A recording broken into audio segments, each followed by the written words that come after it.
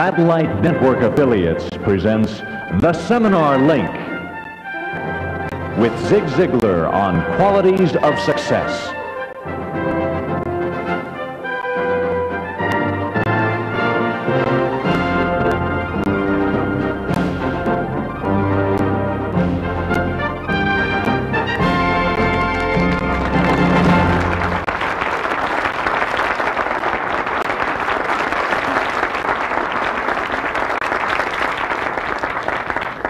Welcome back. Did you have a nice break? Yeah. Great. Well, I understand the congratulations are in order. We had 7 lucky people win the Zig Ziglar packages during the break in several in each location. Let's give all these people a big hand right now, okay?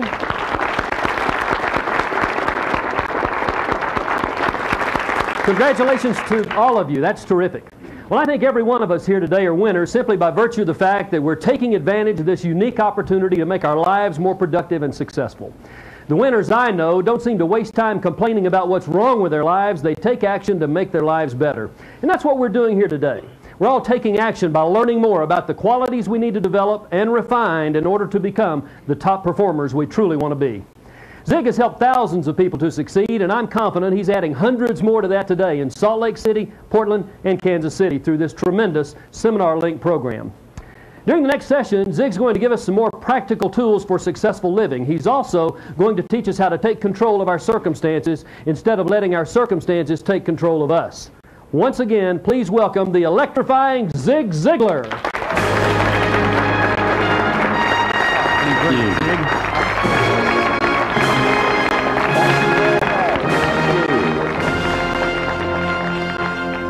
Basic situation is this. Right now you feel good. There is no way you could feel anything but good. But what we want to look at is what can we do to make certain we feel good next week, next month, next year. In other words, how can we keep it going? How can we be up most of the time and on when we need to?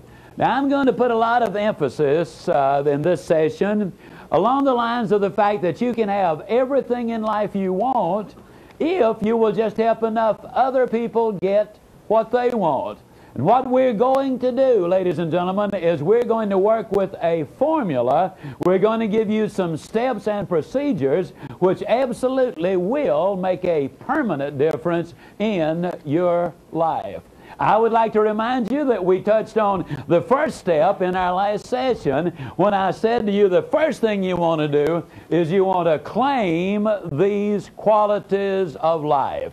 You want to simply adopt them as being yours. You want to do everything you can on a steady basis to develop those qualities further and further and further. Step number 2, if you want to be up most of the time and on when you need to be, if you want to build that winning attitude, then you need to be a good finder.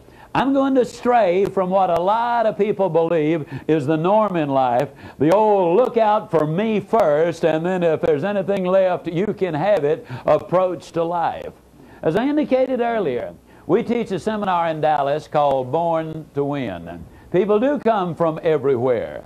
A couple of years ago, we had a major corporation to send in 4 couples. Now, we encourage people to come with their mates if they are married. But it is not a marriage seminar, though we've seen a lot of husbands and wives walk in at each other's throats and walk out in each other's arms because we did fit them with those new glasses, because we did teach them how to communicate.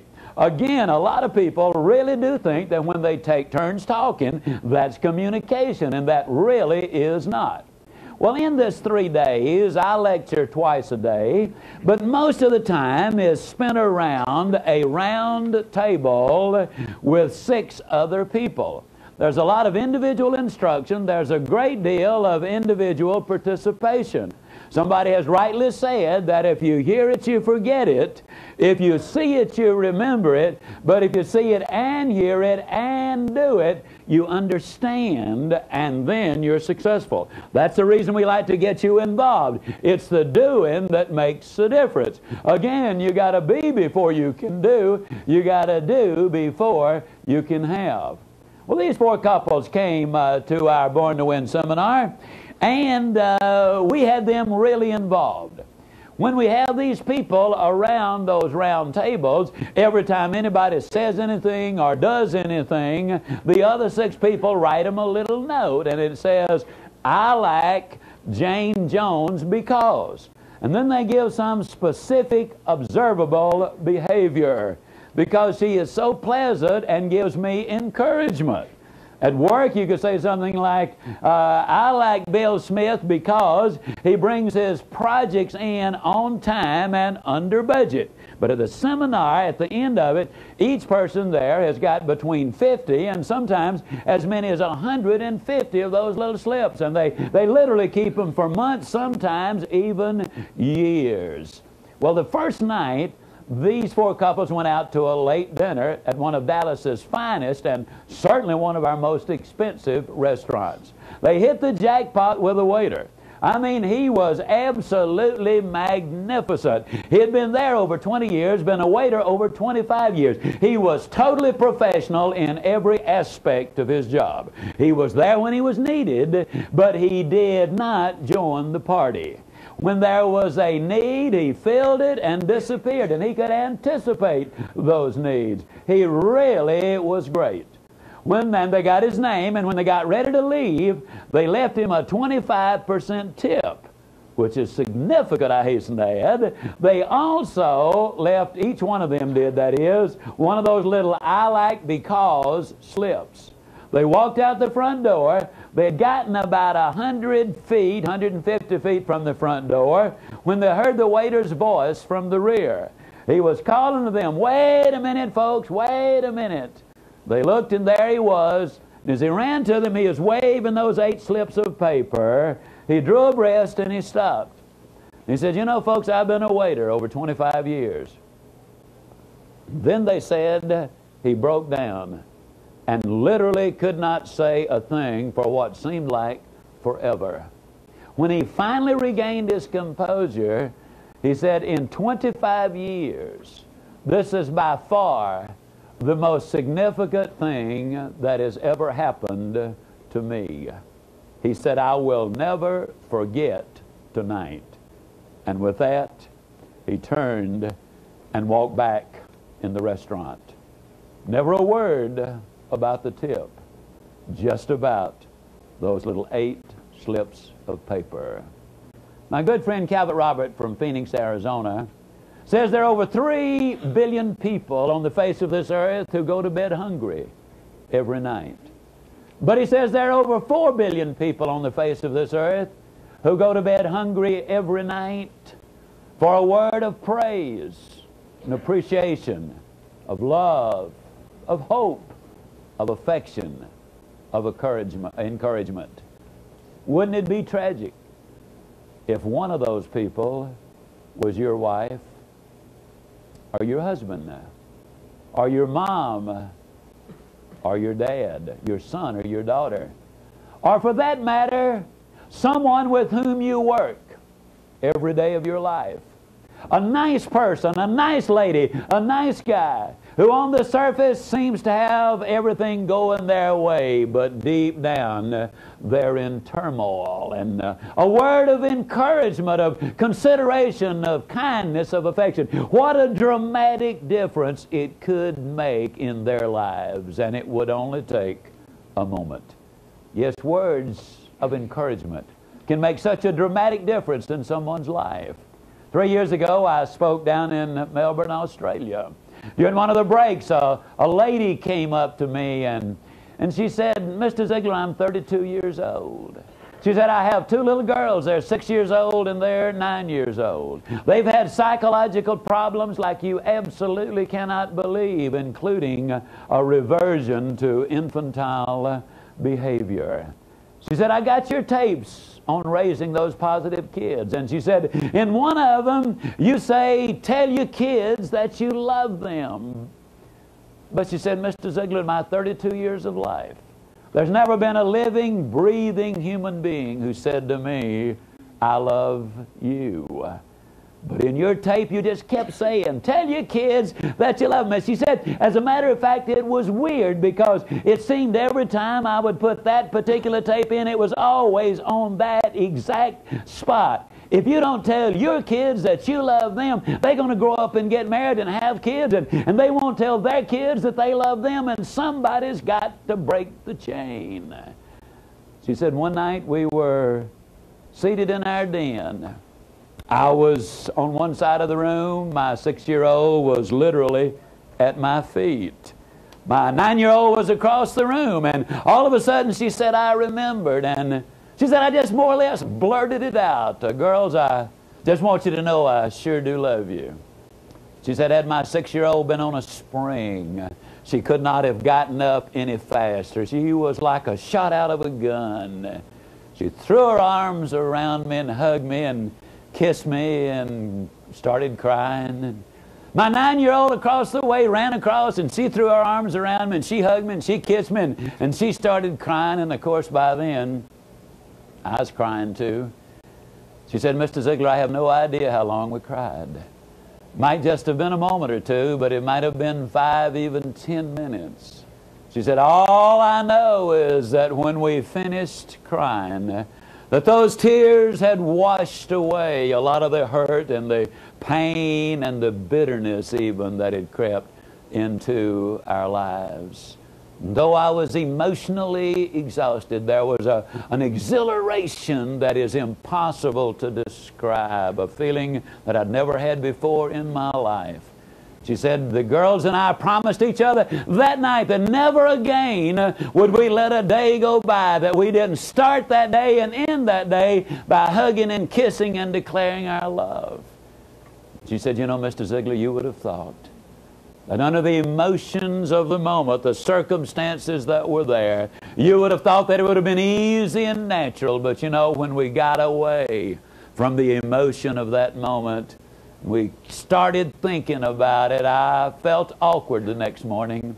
She said, I'm just so grateful that I was mature enough to understand that if you always wait until you feel like doing things, you will never really get them done. And so she said, though it was awkward at first, because you cannot make an overdraft on the bank of love all of your life and then bring that account up to date in one deposit. I don't care how big the deposit is, but the next morning, awkwardly, I grabbed my little girls again. I hugged them and kissed them, told them how much I loved them, and they told me the same thing. Took us a couple of weeks before it even approached being natural. At the end of the month, though, we were adding an occasional hug and kiss extra, and Mr. Ziglar, within 60 days, we just used any excuse for the hugging and kissing. And Mr. Ziglar, within 90 days, 98% of all of those psychological problems had disappeared. 2,000 years ago, a Jewish scholar wrote a love letter to his relatives in Corinth. Some say it's the most beautiful love letter ever written. He kind of summed it up by saying, love never fails. I was interested to note that when you chose those qualities of success, you put loving in there because it is so important. I'll take you back to the story of the waiter. Now, I got a couple of points I want to make with that story. Well, one of them just kind of cute. At least I think it's cute. Wouldn't you have just loved to have been at the next table that waiter served? Man, don't you know they got service like nobody has ever gotten before in their life. But the real reason I tell the story, the major point I want to make, is the very heart of everything we do. And that simply is this philosophy that you can have everything in life you want if you will just help enough other people get what they want. Why, the next morning when those 8 people came in, and remember now, the waiter said it was the most meaningful event of his entire career. But you should have seen those 8 people the next morning. They were so high, we had to pull them down off the ceiling before we could bring them into the room. They bought a case of those little I like because pads because they want to give them to everybody. It really does work. And you know, I'm not a mind reader, but I know where some of your thinking is. You might sit there and say, well, Zig, I can see where it would work for that lady in Melbourne, Australia. Those were kids. I can see where it would work with that waiter because, after all, the reality is he got a bigger tip because he did such a job. But, Zig, you got to understand, man, I work on Main Street. I deal with Wall Street. This outfit I work with, man, their bottom line. Can you use this philosophy in the cold-blooded, hard-headed business world in which we live? My friend, it works better there than anywhere else. In the December 1987 issue of Executive Excellence, a publication of 16 pages which has a lot of very concise and pertinent articles in it. There was an article in it by Dr. Ken Blanchard, and Dr. Blanchard was, or is, the man of 1-minute manager fame. And Dr. Blanchard reported on a study which had been done concerning investing in the Dow Jones. And here's what he said. Had you put $30,000 30 years ago in the Dow Jones, right across the board, the composite, he said today you would have in excess of $100,000. But he said, had you taken the same $30,000 and invested it in the 21 companies which have ethics as the base from which they operate, these qualities right here, ethics, the base from which they operate, plus they have an announced public policy that the reason they're in business is to serve the public. You can have everything in life you want if you'll just help enough other people get what they want. Today you'd have over $1 million. Same article. Same article.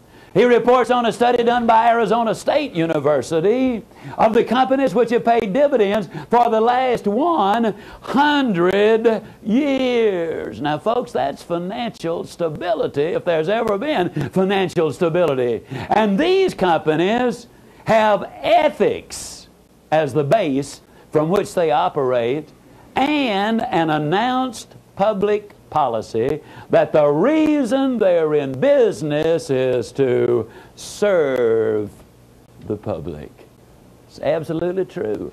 You can have everything in life you want if you'll just help enough other people get what they want. So step number 2, if you really want to keep that attitude right, if you really want to build that career, and if you really want to do the things in life that will make you successful, become a good finder. Now, incidentally, folks, you know, again, I'm not a mind reader, but I know sometimes when people sit there in seminary, you get to thinking, well, I don't know if I want to do all that. Like this idea of standing in front of the mirror and claiming all of those qualities. I'd be a little self-conscious, Ziglar, if I did that. Now, I'll look at them from time to time, but to go through that rigmarole you're talking about, I don't know about that. Friend, let me ask you a question. What have you got to lose? Nobody's even going to know about it but you. But suppose it does what I'm telling you it will do. Wouldn't it be tragic if you chose not to take a simple suggestion that would make a dramatic change in your life? Claim the qualities, number 1. Number 2, become a good finder. Number 3, you need to get an education. One of the things that I do in our company when we bring someone new aboard, at the moment we have about 80 people, and when we bring someone aboard, I like to spend a little time talking with them to let them know what they can expect from us and kind of to find out what we can expect from them. Kind of to get to know that individual. Recently we had a beautiful lady to join us after she had been on vacation for 23 years. Now, those of you who are mothers will say, Ziglar, that wasn't a vacation. Seriously, she had raised her children. Now she was re-entering the workplace, and she was starting back, and you can understand why she would be a little apprehensive. And incidentally, I understand raising kids is not a vacation, and I would never even mildly imply that. But now she's shifting gears, and as she came in, the first question she asked me was, do you discriminate because of a lack of education? And I said, well, we certainly do. She looked a little stunned and obviously disappointed. But I said, we never discriminate because of a lack of schooling. Now, there's a dramatic difference in the two. You see, you can finish school, and I definitely think you should. You can even make it easy, and I definitely think you should not. But you can never finish your education, and it is never easy. It's something that goes on and on and on. I'm absolutely convinced that there's literally no excuse in America today for anybody not to have a brilliant education if you can even read at the 5th grade level. And if you cannot read at the 5th grade level, go to your public library. They can put you in touch with the people who are teaching illiterates how to read in most every case. Once you've gotten turned on to what it can mean to you, I believe you'll do it. There's no excuse for not being brilliantly educated. All you need to do is 3 very simple things. Number 1, you should learn 1 new word every day. Now, ladies and gentlemen, that's not an earth-shattering task. Reader's Digest has an article every month or a page in there. It pays to enrich your word power. 1 new word a day in 5 years, you can talk to just about anybody about just about anything. Not because you know a whole lot of big words, but because they have broadened your base. It's gone broader and deeper. And you see, every time you learn a new word, that word's got a couple of buddies. And those buddies have got buddies. You learn 1 new word a day, and in 5 years, I'll absolutely guarantee you it will make a difference. One study involving 1,361 executives revealed, and these are top-level executives, revealed that they had outstanding vocabularies. Vince Roberts lives in Ottawa, Canada. Now, Vince was 37 years old. He had a 5th grade education. He was a cab driver. And he literally spent hours every week at the airport waiting on a fare. He spent hours every week at the hotels waiting on a fare. And then one day, something happened in Vince Roberts' life. I do not know what it was, but something happened. He became inspired. He realized that he did not have to stay like he was or where he was, so he bought himself a book. The book he bought was a dictionary. A 20-pound dictionary. And starting on page 1, word for word for word, he went all the way through that 20-pound dictionary twice. He ended up owning the cab company. He ended up investing in the stock market, becoming a very wealthy man. Today, he travels telling people how you did it. How he did it. Now, my friend, there is no excuse on earth. There's no reason why you cannot learn at least 1 new word every day, and it absolutely will make a difference. Step number 2, in order to get that education, you need to read at least 20 minutes every day. Now, I spend about 2 hours a day or more. But you got to understand, this is my business, this is my life, this is my profession. I got to do it. Fortunately, I just absolutely love to do it. But 20 minutes a day will make a dramatic difference. Now, obviously, I'm talking about reading something good, powerful, positive, biographies, autobiographies, self-help books, motivational books, books about your business, your profession, the industry of which you are a part, books about human nature, how to deal with people. If you are an average reader, that's 220 words a minute. If you will just read 20 minutes a day, at the end of the year you will have read 20 200-page books. That is 18 more than the average American reads in a year's time.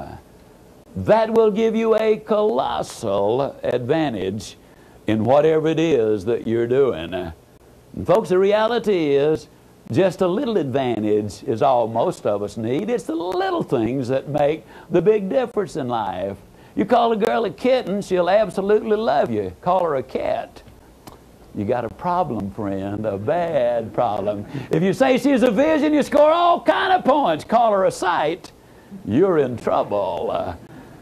Fellas, can you imagine you look in your wife's eyes and say, honey, when I look into your eyes, the wheels of time just stand still. Oh, that's beautiful. That's poetry. But can you imagine what will happen if you look her in the eyes and say, you know, honey, when I look into your eyes, when I look into your eyes, I just am reminded that you got a face that's stop a clock. I mean, ladies and gentlemen, that is something that would make a difference. It's the little things that make a big difference. If my watch is 4 hours wrong, no problem. But if it's 4 minutes wrong, I'm in trouble. Because you see, I'm scheduled to leave this afternoon at 3:45. If it's 4 minutes slow and I get there at 3:49, well, you can see the problem. Because I made a deal with the airlines that if I'm not there when they get ready to go, that they're just to go ahead without me. And as far as I know, they've always lived up to their end of the agreement. They did it last year in Dallas, I can say that. Little things make a big difference in life. The third thing you need to do to get that brilliant education is you need to regularly listen to cassettes when you're in your automobile. For example, the average salesman, according to my friend Don Hudson, spends 510 hours a year in his automobile. While you're in that car, and the average person, incidentally, I was a visiting scholar at the University of Southern California for 2 years, and they did a study which revealed that if you live in a metropolitan area and drive 12,000 miles a year, that in 3 years' time, you can acquire the equivalent of 2 years of college education while you're in your automobile. You can literally learn everything from Chinese art and a foreign language to the Bible to financial planning to goal setting to how to close a sale to how to communicate more effectively. There are hundreds of things that you can learn in your automobile. It ought to be the greatest educational institution literally in the world. You spend $10,000, $15,000, $20,000, $30,000, even $40,000 in a car. And yet the typical American, let me tell you what they do. They stomp their foot and gripe and groan and complain. Every time the traffic gets a little heavy, they see a jam up front and they say, daggone it all, when are they going to do something about this? When they see a traffic jam, saying, oh boy, I bet it's going to take me 30 minutes to get through that sucker. And in 30 minutes I can learn 3 new words. I can learn 2 new closes. I can learn about financial planning. That's what I'm talking about. Using the time that you have. You got to go anyhow. Why not get an education while you're on the way? And that won't take 1 minute of your time. Incidentally, folks, when you talk about time, let me remind you that 72% of the time when we're watching television, we're watching something we have no interest in. We rush home to see a particular show, The Cosby Show. Wonderful show. I've already seen it twice. It is a good show. But a lot of times people will mash a button and change a channel and watch on the other one, and 4 hours later they say, boy, I can't believe I spent the whole night here doing nothing. I'm talking about utilizing your time. So step number 3 is get an education. Step number 4, if you really want to go to the top, you want to maintain that attitude, you need to learn how to say hello. You need to know how to greet people properly, whether it's in person or whether it's on the phone. Now, I do something, and have been doing it a long time. Regardless of what time of day it is, when I greet people, I always say, good morning. And whether it's 9 o'clock in the morning or 9 o'clock at night, they always respond, in 85% of the cases that is, they'll say, good morning. Now, a lot of times, after they said it, they'll say, it's not morning. Then I'll say, why did you say good morning then? They said, I said it because you said it. I said, that's right. That brings out something very important, ladies and gentlemen, and that's this. When you go out in life to find friends, they're very scarce. When you go out to be a friend, they're everywhere. What you send out is what you get back. If you complain because people in a certain area or building were not very friendly, can you honestly say that you initiated in the friendliness yourself? Send it out and you will get it back. Greet people enthusiastically, whether it's in person or on the telephone. Now, I challenge you to do this. When this seminar is over, go get your yellow pages out. Look up 10 numbers. Swap with one of your buddies who's got 10 numbers and dial those 10 numbers, and I'll guarantee you no more than 3 out of the 10 can you identify what the name of that business is. You really cannot. They snatch the phone off the hook as if it were an intrusion. What do you mean dial this number? I wouldn't bother you. Good morning, little company. And you have no more idea than a goat who you have called. I challenge you. Call us in Dallas, 214-233-9191. Got a watch number, but it'll do you more good. Spend your own dollar. Call us down there, and our lady will pick up that telephone, and with considerable enthusiasm, she'll say, good morning. Now, a lot of people say, Ziglar, is it always a good morning? It sure is, and if you don't believe it, you just try missing one of them. Then she makes a little motivational speech. She says, it's a great day at Zig Ziglar's. And this is Shirley, may I help you? There are 11 words involved. It takes 4 to 5 seconds to do that. It will save you an average of 9 seconds because nobody ever says, how'd you say it was? Which company is this? Where are you? They've gotten the communication very clearly. Now, when I'm at home, and I do stress this is when I'm at home, when I answer the telephone, I answer it many times singing, oh, good morning to you. Now, I'll be the first to admit sometimes there's a long pause. A lot of times I'll sing, if you don't speak up, I'm going to hang up. And they'll say, who is this? I'll say, whoever you want. Who do you want? Man, you sure do feel good today. I say, yeah, many years ago, I decided I was going to feel good today. Good friend of mine, before his tragic death, Dr. John Kozak, a brilliant young psychiatrist, told me that over 90% of the way we feel is determined by the decision we make as to how we want to feel and how we expect to feel. There are 51 diseases which are psychosomatic in origin. Answer it with enthusiasm. A lot of times I'll pick up the phone and I'll just say, howdy, howdy, howdy. Now, my favorite way of answering the phone at home, good morning, this is Gene Ziglar's happy husband. I do it for 2 reasons. Number 1 is the truth. And number 2, fellas, you just can't believe how many points I score with that redhead when I answer that telephone that way. And I love to score points with a redhead. Now, when one of my grandchildren are around, I have 2 that are the right age for this. One of them is named Sunshine for obvious reasons. The other one is named Keeper. Now, you know, when a fisherman pulls in a good one, he's got a keeper. And so when we first saw her, we knew we had a keeper, and that's where the name comes from. If one of them are around, I'll pick up the telephone and I'll say, good morning, this is Sunshine's proud granddaddy. Those little eyes just light up and think of what that does to her self-image. One day, Keeper was over at the house. She and I had been talking up in my office. The redhead was down in the den, and then Keeper left me and went downstairs, and I had to ask the redhead something, so I just picked up the phone and dialed her, and Keeper picked up the telephone. She said, "Good morning, this is Mama's happy granddaughter." I'll tell you, ladies and gentlemen, these kids really get with the program. They follow the model which is there. And you might say, "Well, Zig, now, why do you do this?" Well, let me tell you something, folks. I do it because, again, you cannot separate your personal life from your family life and from your business life. We were very fortunate early on. We discovered that kids go where there's excitement. They stay where there is love. There's never been a generation in our nation's history that is as starved for affection and intimacy as is this current generation. And they are not getting it, and that is one of the reasons they turn to drugs and promiscuity. The reason they get involved in gangs and some of the vandalism that takes place.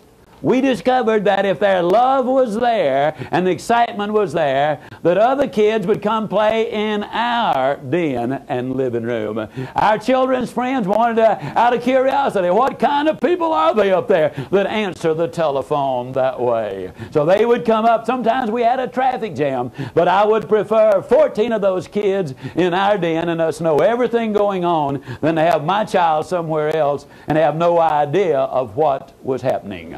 Now, I kind of hit the jackpot again in this. The redhead is affectionately known as the happy hugger. If it's moving, she will stop it and hug it. And if it is not moving, she'll dust it off and sell it. So when these kids would come in, the redhead would grab them and give them that hug. In many cases, that was the only hug they had gotten since the last time they had been there. It creates an amazing environment by answering the phone that way. Parents, I challenge you to do this. If the telephone rings and your daughter is standing or sitting around, Mom, just pick up that telephone and with a big grin on your face and a lot of enthusiasm, say, "Good morning, this is Molly's proud mom." Dad, if you're there and the phone rings, you pick up that telephone and you say, "Good morning, this is Paul's proud pop." And you might have that old gawky, gangly 15-year-old boy standing there, and he might say, "Oh, Dad." But I'll guarantee you, the next time the phone rings, he will wait for you to answer it. It is the ultimate compliment.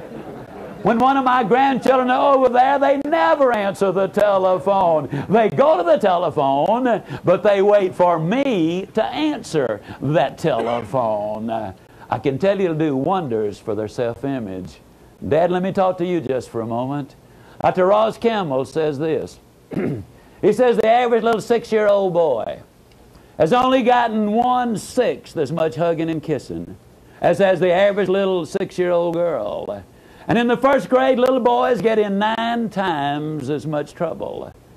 9 times as likely, rather, to have a speech difficulty as are little girls. Dr. Campbell said that in all of his years of research and all of his years of practice, he has never known a single human being with a sexual dysfunction who had a father who was gentle and affectionate and compassionate and loving and kind, and some of those other feminine qualities. There's still a bunch of those macho men who say, "I ain't gonna kiss my little boy and make a sissy out of him." The absolute opposite is true. The kids are starved for skin. They want hugging. They want to know that you care. And fellas, I'll say the same thing about your wives. Let me tell you something. They resent it when you ignore them all day and then give them your undivided attention when the lights go out. And as a practical matter, I'll just flat tell you, if you gripe about the mashed potatoes at supper or dinner, all you're going to get the rest of the evening is cold shoulder. Your relationship. I believe we are hungry all over this land for people who are willing to hug when hug is all they're interested in. Step number 4, learn to greet people in person. If somebody asks you, how you doing, instead of the old negatives that you often hear, well, fine since it's Friday. Or good since I get off in 20 minutes. Or great since it's payday. And don't you love it when some people, as my good friend Roy Hatton says, when they pull themselves up to their full height and say, well, under the circumstances. I mean, it makes you wonder what they're doing under there in the first place, doesn't it? Now, the next time somebody asks you how you doing, why don't you just tell them the truth? Why don't you say outstanding, but I'm improving? Or super good, but I'll get better. And you might say, but Zig, suppose I'm not doing super good. Am I telling the truth? Of course you're telling the truth. You're just telling it in advance. That's all. Why wait on the good stuff? Claim it now. Enjoy it now. Step number 6, to build that winning attitude, we need to shape up. Ladies and gentlemen, I'm sorry, you know what I just did? I skipped step number 5. Hey, don't want to do that. Step number 5, cancel that one. As we'd say down home, some folks could foul up a 2-car parade. And so let's back up to step number 5. For 27 hours a year, you do something that's kind of neat, that we have to do. You know, negative Americans amaze me, and yet so many of them are so negative, they call those electrical appliances on the street corners red lights or stoplights or traffic lights. But they really are put there to make traffic go. So the reality is they are go lights. Now let me ask you a question. Have you ever been at one of those go lights, and you're going to spend 27 hours a year, incidentally, waiting on the right color, and you're sitting there waiting on the right color to come along. You're all excited, you're all enthused, you're highly motivated, you're listening to your Zig Ziglar tapes. And you look out the side of your eye, and you can't believe what you're seeing. Here sits a guy over here, and he's waiting on the right color to come along, but he's got a good firm grip on that steering wheel. I mean, he doesn't want that car to go anywhere. Got his mouth fixed exactly right just in case he has to talk to that thing. And you can't believe it. You're watching him. He's got his foot on the accelerator. He's racing the engine, trying to change the color of the light. Let me ask you a question. How many of you have actually ever seen some dodo sit there racing a car motor trying to change the color of the light? Can I see your hand, please? Folks, I hate to be negative. Matter of fact, I won't be negative. I'll be like a little boy came home from school one day and said, Dad, I'm afraid I flunked that arithmetic test. His dad said, son, that's negative. Be positive. He said, Dad, I'm positive I flunked that arithmetic test. I'm absolutely positive that by racing that car motor, you're not going to change the color of that light. Now, every once in a while, and I know we got some very prominent, enormously successful people watching this, and some of them are very sophisticated, and I know some of them say, well, I certainly would not say super good, but I'll get better, or outstanding, but I'm improved. I just wouldn't say things like that. That's a little amateurish. That's even a little juvenile. Well, friend, if you think it's juvenile to say super good, but I'll get better, just what do you think it is to sit there and race that car motor trying to change the color of the light? Now, that's just not going to work. Good friend of mine, Bernie Loftic in Winnipeg, Canada, is really more a brother. Bernie is the most positive human being I've ever seen. He's so positive he's never had a cold. Once in a great while he has a warm. He's so positive he won't even talk about the weekend. He says that's negative. He calls it the strong end. And you might say, now come on, Ziglar, you got to be kidding me. Super good, strong ends, go lights, all of that kind of stuff. Is that necessary? No, you can be mediocre without it. Mediocre? Who does that dude think he's talking to? I'm the president of my own company. Mediocre? I'm worth over $10 million. Mediocre? Why, I have led the nation in sales every year for the last 3 years. Mediocre? I've got 2 PhDs. Well, bully for you.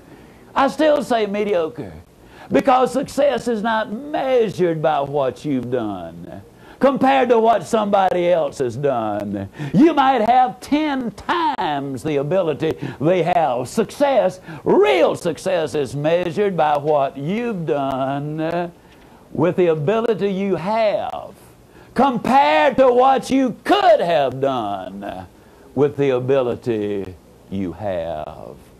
This procedure is not designed to help you beat anybody. This is designed to make you number one. You see, everybody can't be the biggest and the fastest and the strongest and the smartest, but everybody can be number one. And you are number one when you get up every morning and look yourself in the mirror and say, today I'm going to give it my best shot.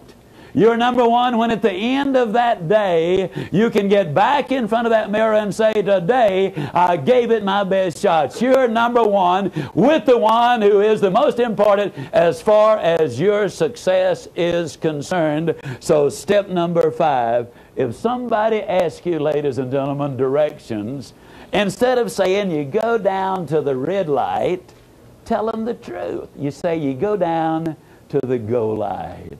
And the minute you say go light, you'll grin just like you walk through a swinging door on somebody else's push. I mean, you'll get excited about it because it will remind you of today. It'll bring you right back in your own mind right here, and your whole pattern of thinking will be lifted. Step number 6, shape up physically.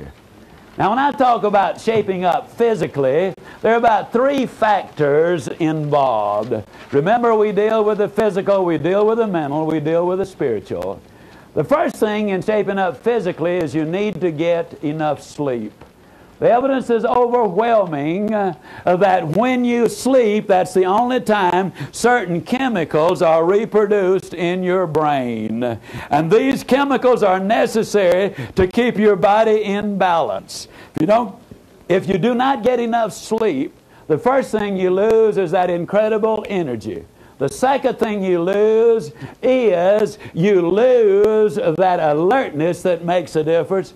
And third, you become more susceptible to becoming addicted to prescription drugs or the illegal drugs. So get enough sleep. What is enough? I don't know, but you do. If you have to fight your way awake every morning, try getting a little extra sleep. If that doesn't work, see your doctor. You might need a physical. Then you need to get on a proper diet and exercise program. There are many good books today that you really need to look into if you're really going to take care of your health. A lot of times, as I've said earlier, I am a jogger. Many times people ask me, when do you have time to jog? But the reality is when you exercise, whether it's a fast walk or bouncing up on down and down on rebounds or riding stationary bicycles or bicycles in the street or swimming, whatever you do, you activate that pituitary gland. It floods the system with endorphins. Your energy level goes up. Your creativity goes up. I run 5 days a week, and I find my energy level is always higher for the next 2 to 5 hours. I don't spend time exercising. I invest time and get a tremendous return. Third thing to do about your physical conditioning, folks, is avoid the poisons. Now, there's some people who get a little uncomfortable when I say this, but I've got to tell you what I know is truth. There's an old saying that you can deny truth, but you cannot avoid it. The day is going to come when it will be there. Every time you light up a cigarette, you have just decided to die 16 minutes earlier than you otherwise would have died. I'm talking about something very serious, folks. 390,000 people a year die as a direct result of smoking. 150,000 die as a direct result of drinking. We do know that every time you take a drink, that it kills certain brain cells. And I don't know how many brain cells you got. Personally, I don't have a single one to spare. I encourage you, do the things that will make you the most functional. I've even had certain people say, well, Zig, I take a drink, it sharpens me up, man. Gives me that little edge. Now, me and you both know you don't really believe that. Let me tell you why I know we both don't believe it. Here's why. If you were faced with major surgery, would you insist that surgeon has a little snort just before he opens you up? No way. And you're not as sharp either. If you really want to build a winning attitude, step number 7, you need to give it your best shot. Whatever it is that you do, give it your best effort. Now, in corporate America, ladies and gentlemen, I believe that the worker who has said, I will be there at 8 o'clock, that's when my day starts, and I'll stay to 5. I believe most of them will do exactly that. But the question is, how do they get there at 8 o'clock? Here's what I've noticed. I've noticed that most of them get there absolutely in a dead run. I mean, that last 200 yards, they get there. I mean, they are all huffing and puffing. Oh boy, the traffic was there. I didn't think I was going to make it. Man alive. They're unpacking their gear, and they make their way back to the coffee room. They get them a cup of coffee, and they come back, and they finish unpacking it. And 10 minutes after their pay starts, then they go to work. Now, if they're supposed to work until 5 o'clock, I believe the American worker is a conscientious, sincere individual, and I believe that if they're supposed to be there at, that particular time and stay there until 5 o'clock, I believe they stay until 5 o'clock. But if you could turn the video cameras on corporate America, all over America at 5 o'clock, here's what you'd see. The workers are in a three-point stance, the bell rings, and boom, like they're shot out of a cannon. What they do then is they get out of there. Now, they talk about the freeways being dangerous today. Let me tell you where the danger is. It's trying to get out of corporate headquarters and out of the parking lot. That's where the danger is. Let me tell you something. You want to get ahead in what you're doing? My friend, let me encourage you. Get there 10 minutes early. Be ready to go at 8 o'clock. That's so important. Stay there until 5 o'clock, and then you pack up at 5 o'clock, and then you leave. Dr. Joyce Brothers says, you cannot consistently perform in a manner which is inconsistent with the way that you see yourself. This will do so many wonderful things for your image because you know you are doing what you're being paid to do. You're accepting responsibility. You're disciplining yourself to do the job properly. And I'll tell you something else. The boss is looking. And those first 10 minutes and those last 10 minutes definitely will make an impression. Give it your best shot. When I was a boy down in Yazoo City, Mississippi, I was born in L.A., that's Lower Alabama. But when I was in Yazoo City, Mississippi, I worked in a grocery store. In those Depression years, we used to borrow merchandise from other stores. Charlie Scott was the runner from across the street. And Charlie used to come running in our store to borrow food from us. Like if his store ran out of tomatoes, he'd come running over there to say, Mr. Anderson, who owned our store, I need to borrow a half-dozen cans of tomatoes. And Mr. Anderson would say, okay, Charlie, you know where they are, go get them. And old Charlie would go off in a mad dash. He'd grab up the half-dozen cans of tomatoes. He'd bring them back. He'd plop them down on that counter, you know. He'd scribble his name on the receipt, and he would take off like a scalded duck. And one day I said, Mr. Anderson, how come Charlie Scott always runs? Mr. Anderson kind of smiled, and he said, well, he always runs because Charlie Scott is working for a raise, and he's going to get it too. I said, Mr. Anderson, how you know Charlie Scott going to get a raise? He said, I know Charlie Scott's going to get a raise because if the man he's working for doesn't give it to him, I am. It's an absolute fact of life that when you do more than you're paid to do, you will eventually be paid more for what you do. I was speaking at Clarksville. I was speaking in Clarksville, Mississippi, at the University of Mississippi State. When I finished that seminar, a tall, red-headed gentleman came up to me, and he said, Mr. Ziglar, he said, when have you last seen Charlie Scott? I said, well, I left for the Navy back in 1944. Charlie is 2 years older than I am. He left 2 years before then. I haven't seen him since. He said, you probably wouldn't even know him, would you? And I said, no, I really wouldn't. He said, I didn't think so. He said, I'm Charlie Scott. His friends told me that Charlie Scott had taken the lessons of childhood until they became the instincts of his adult life. At age 50, he retired a very wealthy man. I simply am saying this to say to you, ladies and gentlemen, that it makes no difference where you start. That if you will take these principles that we've been talking about throughout this entire seminar, that they in fact will enable you, by utilizing the principles, by developing the qualities which we have identified, by applying yourself, by giving it your absolute best shot, that you can start from where you are and get the things you want in life. I will remind you yet one more time that failure is an event. It is not a person. I will remind you that regardless of what's happened in the past, the future can absolutely be magnificent. I also will encourage you to spend some of the time of your life with the ones that you love.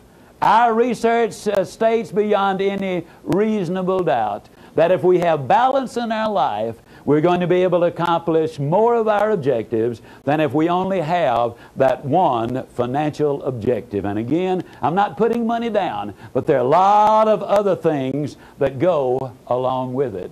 I close with this. Believe in you. You were created by God in His own image. He loves you. He wants the best for you. Believe in your fellow human beings. Believe in what you're doing. Give it your best shot. Believe in the good old USA. I've been almost all over the world, folks. There's not another land like it.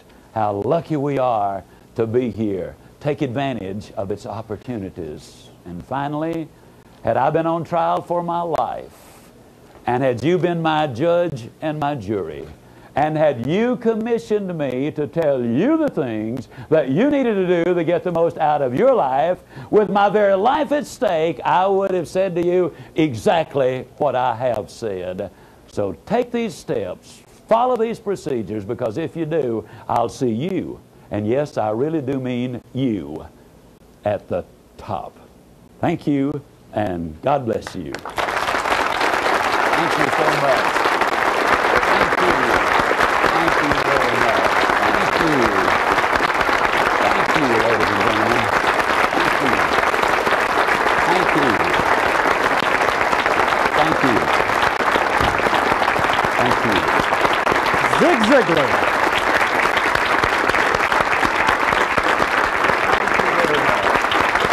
Thank you.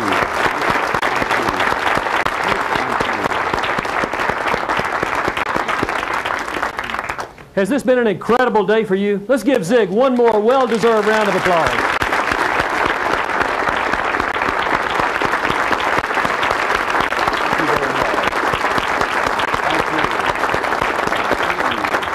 I've worked with Zig for over 20 years and over 250 appearances, and never has he been better than he was today for you, the SNA audience, here in Salt Lake City and Portland and Kansas City.